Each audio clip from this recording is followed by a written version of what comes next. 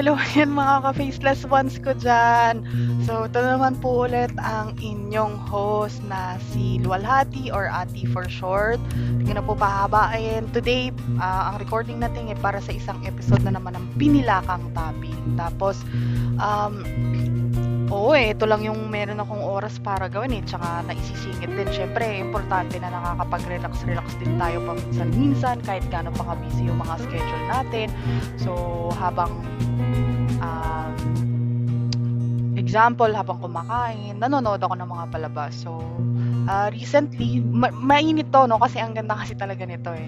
For today, K-drama yung pag-uusapan natin. So, narinig nyo naman na siguro ngayon yung bagong-bago lang or parang mga few weeks ago lang na inilabas na may titulong Queen of Tears. Yay!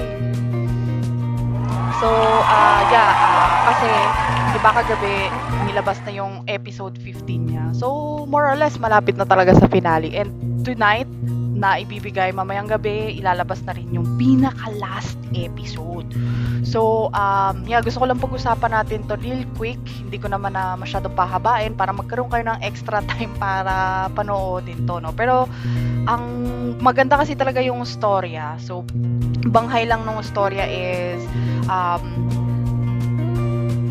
based to sa bali may dalawang, syempre kung may couple, si Kim So Yoon na gumaganap bilang Baekhyun Ho yung pangalan niya, and then si Kim Ji Won na si Kim Ji Won, ano nga ba yung ano niya?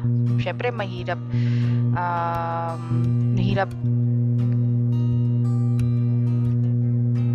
mahirap kabisaduhin yung mga pangalan nila sa sa Koreano. Hong Hae-in. Syempre, yun yung parang English or romanized version ng pagbasa ng mga names nila. But so si Baekhyun No tsaka si Hong Hae-in ang bida natin sa storyang to. And so married couple sila, marami silang pinagdadaanan and all. And onset ng episode, sobrang nakakatawa talaga si Kim So Yoon. Napaka-remarkable nung arte niya dito. Tapos episode 1 pa lang, right off the bat, no? Episode 1 pa lang, alam mo na, yun may specific kasing episode na talagang actor na to is regardless of his nationality or anything, napaka-talented talaga niya. So, yung delivery, maraming artista na kahit anong ibigay mong magandang role, magandang script, coaching, hindi nila makukuha yung mga bagay na kayang gawin itong mga ganitong tipo ng aktor. So, tapos si Kim Ji Won naman, syempre, alam naman natin na marami na rin siyang mga palabas na pinagbibidahan. So, definitely, itong tandem ng love team na to para dito sa serya na to ay napakaganda talaga. Promise. Tapos, ewan ko kung interested din kayo manood ng mga K-drama, pero maganda siya. Maganda talaga. Promise. Kung bibigyan ko siya ng rating, 10-10. Tapos, so far, hindi ko pa pinanonood yung last 2 episodes kasi hintayin ko na yung last episode para kumpleto na talaga yung saya. Para din naman sa mga kaibigan natin dyan na hindi pa napapanood, habang nasa episode 15 pa lang tayo, tapos ilalabas yung episode 16, tapos baka paghintayin din naman tayo. Thank you Netflix, by the way, for another, magandang palabas. So, so far, hindi naman ganun ka, ewan ko, parang yung plot lang mismo ng storya is hindi naman siya ganun ka uncommon. May mga previous na tayo mga napanood na palabas like this, pero nadala talaga ng delivery, maganda yung soundtrack, binuhat para sa akin, para sa sariling opinion ko lang naman is binuhat talaga to ni Kim So Yoon tsaka ni Kim Ji Hoon. Tapos magaling din naman yung mga iba pang actors na kasama nila dito. So masaya siya. Yung in terms of emotions na kayang ilabas nung palabas na to, naghahalo yung comedy, andyan yung romance, Tapos, yung mga iba pang aspeto na hinahanap natin sa isang palabas. Feeling ko nga parang talagang hinihit talaga ng mga Korean TV series or mga palabas ngayon yung mga ano yung mga swak na swak sa panlasa nating lahat. So, hindi dahil sa mga K-pop or K-drama fanatics tayong Pinoys, pero maganda talaga tong specific na Queen of Tears na to. So, even yung mga kakilala ko na hindi talaga nanonood ng K-drama, they're actually watching this specific K-drama kasi maganda talaga siya. So, yeah, alam ko namang pressed lahat tayo for time, even though in reality, this is a weekend para sa may mga pasok dyan kahit na weekend. Kapag may time na kayo, panoodin nyo to.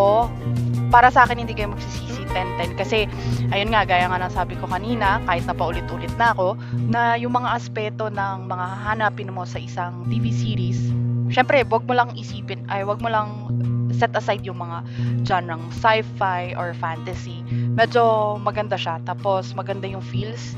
At, kasi yun nga, na-mention ko kanina na may comedy part siya. So, hindi ka talaga mabobore kapag pinapanood mo yung episode. Tsaka, para sa akin, ang intense ng villain, ang intense, kumbaga, both yung antagonist natin dito sa story at saka yung protagonist natin.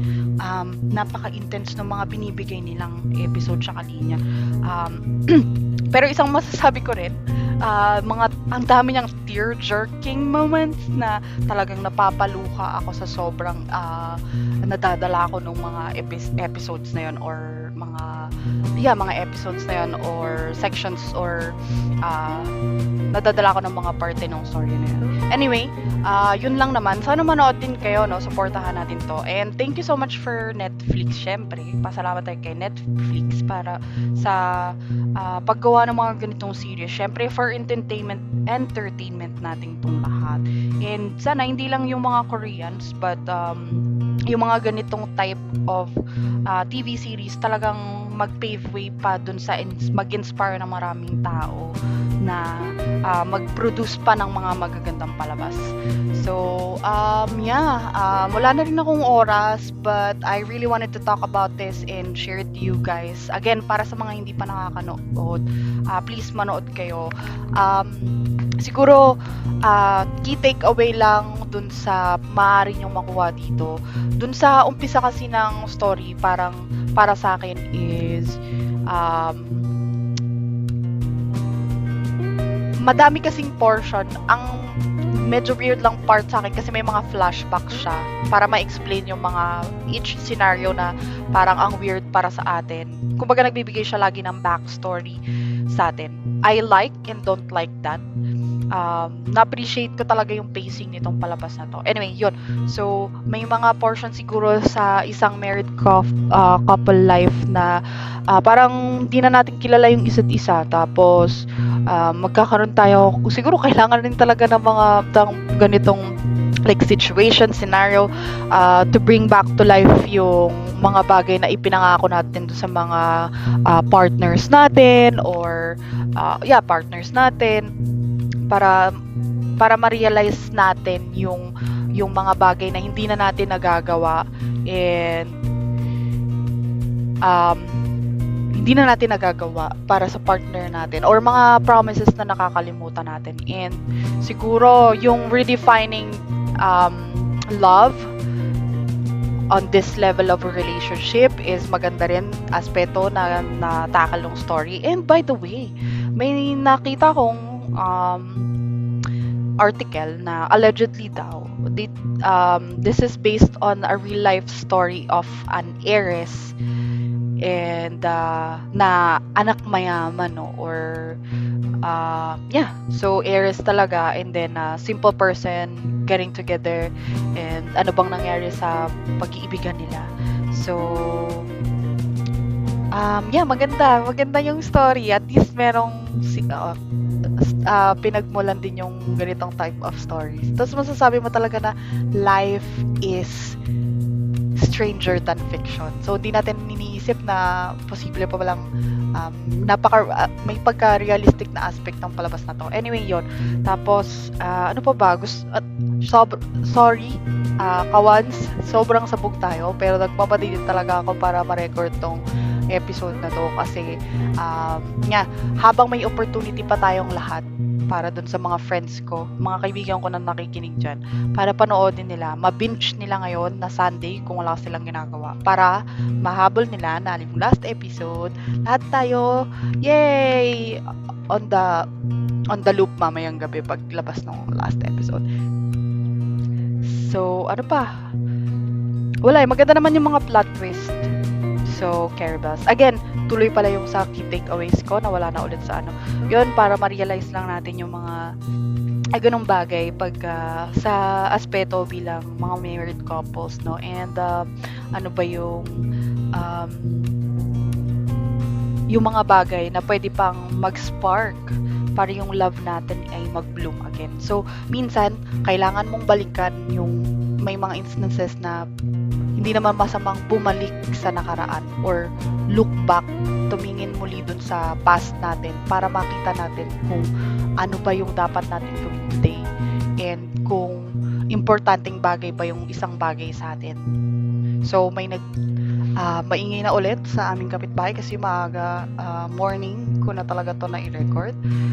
I'm gonna end it here. Para sa mga, kung umabot kayo sa portion na ito, maraming salamat ulit. And sana panoodin yun din palabas kasi nag-enjoy talaga ako. And alam kong mag-enjoy ako or sana naman hindi mabate, sana mag-enjoy din ako sa ending. So far, di ko pa napapanood yung episode. Again, episode 15 kasi just for the thrill of it, I guess. Pero sana matuwa din ako pag napanood ko na siya later. So, usap ulit tayo. Maybe I'll do a follow-up.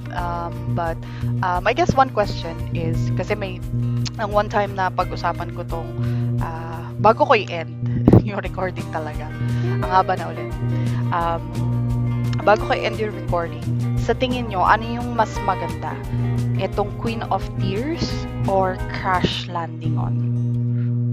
So, let me know of your thoughts. Thank you so much, guys, mga kahuan. Have a wonderful day.